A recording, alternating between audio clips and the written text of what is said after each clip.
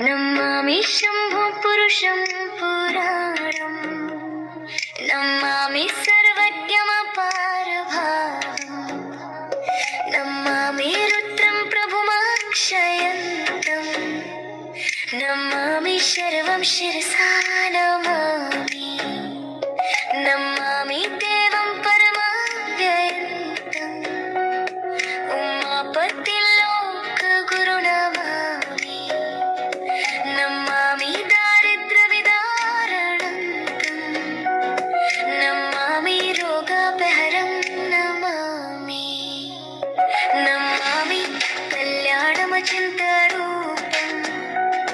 नमामि विश्वोद्भवबीजरूपम् नमामि विश्वस्थितिकारणं तम् नमामि संहारकरं नमामि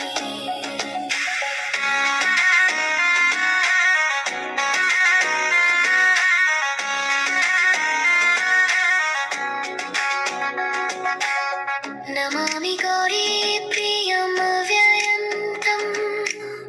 नमामि नित्यं क्षरम् अक्षरं तम् नमामि चिद्रूपममेयभावं त्रिलोचनं तशिरसा नमामि नमामि कारुण्यकरं भवस्य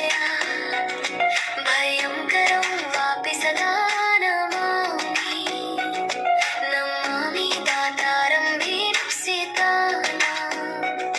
नमामि सोमेशमुमेशमाधव नमामि वेदत्रयलोचनं तम् नमामि मूर्तित्रयवर्जितं तम्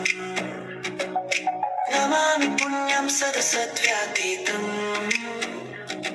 नमामि तं पापहरं नमामि नमामि विश्वसहिते रतं तं नमामि रूपापि बहुनि धत्ते यो विश्वगोप्ता सदसत्प्रणेता नमामि तं विश्वपतिं नमामि यज्ञेश्वरं सम्प्रति हव्यकव्यम् तथागतिं लोकसदाशिवो यत् आराधितो यश्च ददाति सर्वम् नमामि ज्ञानप्रियमीष्टदेवम् नमामि सोमेश्वरं स्वतन्त्रम् उमापतिं तं विजयं नमामि नमामि विघ्नेश्वरनन्दिनाथम् पुत्रप्रियं तं शिरसा नमामि नमामि देवं भवदुःखशोक विनाशनं चन्द्रधरं नमामि नमामि गङ्गाधरमीशमीड्यम् उमाधवं देववरं नमामि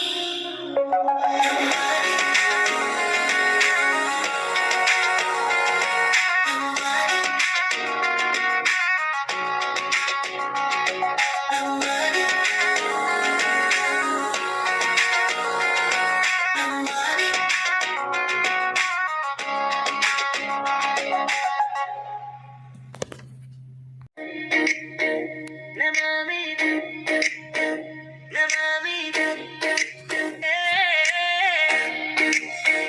नमामि शम्भुं पुरुषं पुराणं नमामि सर्वज्ञमपरभावं नमामि रुद्रं प्रभुमक्षयं तं नमामि शर्वं शिरसा नमामि नमामि देवं परमव्ययन्तम् उमापतिलोकगुरुं नमामि नमामि दारिद्र्यविदारणं तं नमामि रोगापहरं नमामि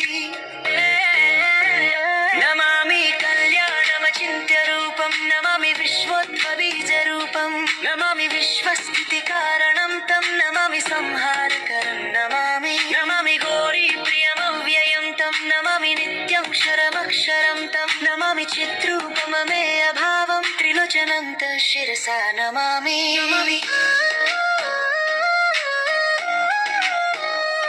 नमामि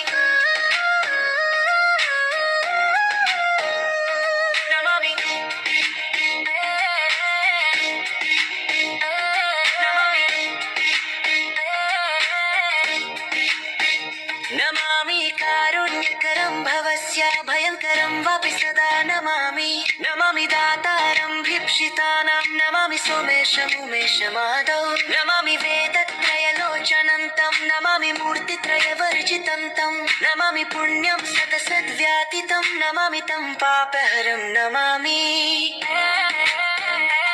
नमामि विश्वसहिते रतं तं नमामि रूपापि बहुनि धत्ते यो विश्वगोप्ता सदसत्प्रणेता नमामि तं विश्वपतिं नमामि यज्ञेश्वरं सम्प्रति हव्यकव्यं तथा गतिलोक सदाशिवो यः आराधितो यश्च ददाति सर्वं नमामि दानप्रियमिष्टदेवम् नमामि सोमेश्वरं स्वतन्त्रम् उमापतिं तं विजय नमामि नमामि विघ्नेश्वर नन्दिनाथं पुत्रप्रियं तं शिरसा नमामि नमामि देवं भवदुःखशोकविनाशनं चन्द्रधर नमामि नमामि गङ्गाधरमीशमीड्यं माधवं देववरं नमामि नमामि जादीश पुरन्दरादि सुरसुरैरर्चितपादपद्मं नमामि देवी मुखवादनानाम् इक्षार्थमक्षित्रितयं य ऐच्छत्